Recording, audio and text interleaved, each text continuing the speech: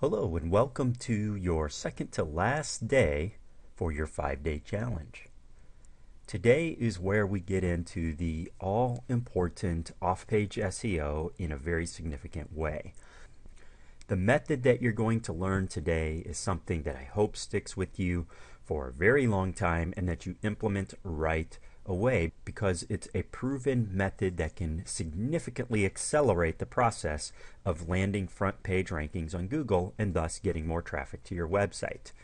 I'm going to remind you of something I said earlier, and that is, left to their own devices, Google could take up to 6 months or even up to a year to properly index and begin displaying your website. And that's assuming that they begin finding what they want on your website. Utilizing these methods, you can dramatically accelerate that timeline, in some cases into a single month. Now, there are no guarantees that you're going to begin ranking on page 1 in a month, okay? Please don't misunderstand. But we've seen it happen again and again and again. And if you play your cards right, it's very possible that it could happen to you as well.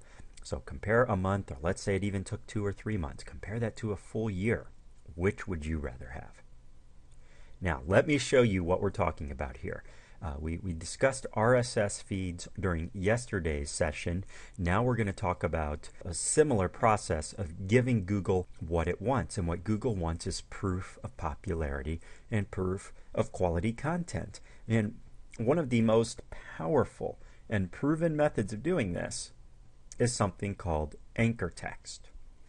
Now, you have already learned the importance of links to your website showing up on third-party domains, on third-party websites, right? Well, one of the things that we have not showed you yet is the importance of the variety of link that is displaying on other websites. Simply a link that shows as www.yourwebsite.com, for example, and it's clickable. That's just a plain vanilla link. There's an alternative to that sort of linking called anchor text linking. And this code that you see here, yes, I know this may start to look a little complex, but once we show you how it works, you'll see just how easy it is. This little code changes the format or the way that your links appear when you post them onto third-party websites. For example, this code here placed on a third-party website, once it's viewed, shows as this clickable link here. So as you can see, instead of www.yourwebsite.com format, your link shows as a word or a series of words, a phrase. For example, you see the text here at the end of this code says your keyword goes here, and that just so happens to be the text that's going to be clickable and displayed on that third-party website. Your keyword goes here. Now, you may be thinking to yourself, so what? Why do I care? What is the big deal? And more importantly, why does Google care? And that question deserves an answer. When Google looks at a traditional link, you do get some value from it because, again, it is a legitimate link pointing to your website. But keep in mind that Google views everything as code. It is an algorithm that crawls through a website and looks at all of this code. Now, if they're looking at this code for a clickable link, what do you think you might be able to do with this particular code? Well, instead of typing the words, your keyword goes here, what you would do is remove that and replace it with your actual keyword that you wish to rank for. So now, here's what's happening, is Google reads this code and they say, okay, great, this person's website must be pretty important because it's showing up on other people's websites. But then in addition to that, when they reach the end of that code, they're going to read your keyword and put 2 and 2 together that this person on this website is telling us that not only is this person's website important enough to display as an active link, but they're also telling us what that link is most likely about. So we're going back yet again to Chicago pizza. If you own a Chicago pizza restaurant and the keyword you're wanting to rank for is Chicago pizza restaurant, then you would want to make sure that your anchor text code actually has the word Chicago pizza restaurant here. So now when your link shows up on somebody else's website, it'll show up as a link that says Chicago pizza restaurant. When you click it, you end up on your website. Very powerful. Very powerful stuff. and very exciting. And this explains why so many individuals, so many business owners, so many website owners have difficulty ranking, is because little tweaks like this can make a world of a difference, but most of them haven't taken the time to learn these little tweaks. You have, so you have a massive competitive advantage.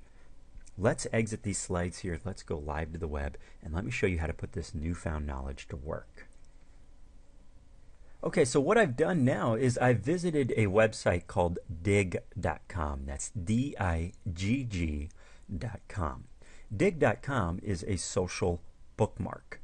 The best way to think of social bookmarks is to think back to your favorites folder on your web browser. Many of us used to use these a lot many years ago, and some of us still do. But your favorites folder is where, if you're looking at a website, you can click a button and save a link to that website in a folder for later, because it's important and you don't want to forget to visit this website on a regular basis. Digg and other social bookmarks operate in a very similar way, except they have the word social added to them. In other words, you are sharing these folders on the web. It's a bunch of people on the web sharing websites and categorizing them. So you could go and look at other individuals online sharing folders or favorites folders and see what sort of websites you might like as well. And you can talk back and forth, share websites back and forth, and just overall have a wonderful time. So what we're looking at here is an example of one of the largest social bookmarks out there. And this is an excellent way to start out your SEO process. You can see they've made it easy by giving you an option to just log in with Facebook. So I'm just going to click that to log into Facebook right now. And there we are. I am now logged in. Just took me a couple of seconds there. Gave the approval. And now I can begin posting my favorite links to this social bookmark. And I'm laughing here because I'm sure you guys have already figured out what are my favorite links right now. What links do I really want to get some exposure to? Well, it's obviously my own website. For you, it's your own website. But there's a right way and a wrong way to do it. So the first thing we're going to do is look to this upper navigation bar and click where it says submit a link. And what I might do is type out. Now I have to type out an actual website here, because if I put just a fake website in here for comparison's purpose, it's going to stop me and say, I'm sorry, this is not an active link. So I'm just going to put Facebook in here as an example. I'm going to click submit. Okay, so let's say that I just submitted this, replace this with whatever my site was or whatever your website was. And as you can see, it's become a clickable link now. And here's the link to the website that I typed out, but it's going to give me an opportunity to type a description. Okay, so there's a couple of rules we're going to need to abide by here in the comment section, and that is you want to type out a link to your website. Now, some of the social bookmarks allow you to post your full anchor text link. Some of them do not.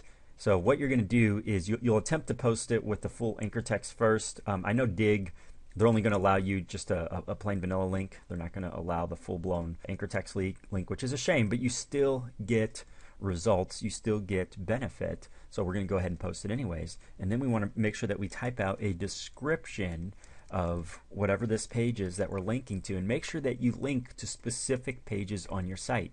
You don't just want to link to your home page all the time. In fact, that's the exact opposite of what we want to do. It does not appear natural. So instead, you visit your site and you find specific pages and grab the link to those pages. If you scroll up to the top of your browser bar, it's going to show you the link to those individual pages on your site. And you're going to bookmark a couple of them throughout this week. You do not want to go through and bookmark a whole bunch of pages just on your site. That will get you banned from many of the social bookmarks, because they don't want to allow just blatant self-promotion.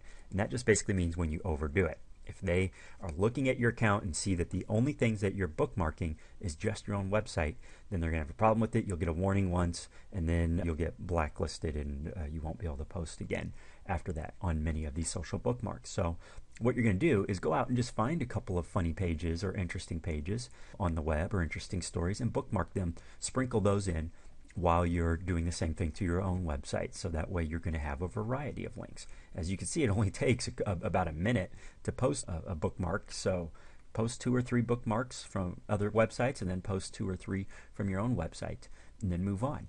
Generally, I like to bookmark at least the top 5 to 10 social bookmarks. And I try to do a page a week. In the beginning, I'll bookmark more quickly than that, but on a maintenance level, meaning when I'm not creating a whole new website with a whole bunch of new pages and a whole bunch of new posts, then I may only post once or twice a week, and I'll bookmark those once or twice a week. So generally at that pace, 1 time a week, 2 times a week, you're going to be fine. You're generating new links. You're generating new traffic to your website if you're putting exciting descriptions to those links and to those pages. So you found a new source of traffic plus a new way to SEO your website. Down below, I've provided a downloadable list that gives you the top 10 social bookmarks that you should be spending time with.